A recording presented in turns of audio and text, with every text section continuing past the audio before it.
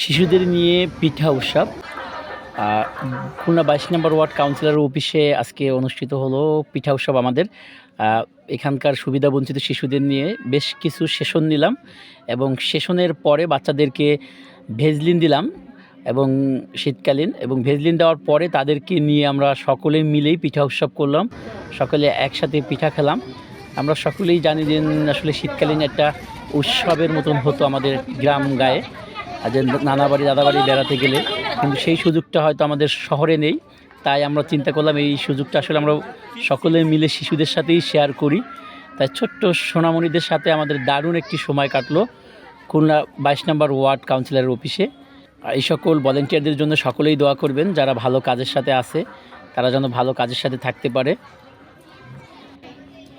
সবাই ভিডিওটি শেয়ার করে দিবেন এবং আমাদের পাশে থাকবেন। ধন্যবাদ সবাইকে।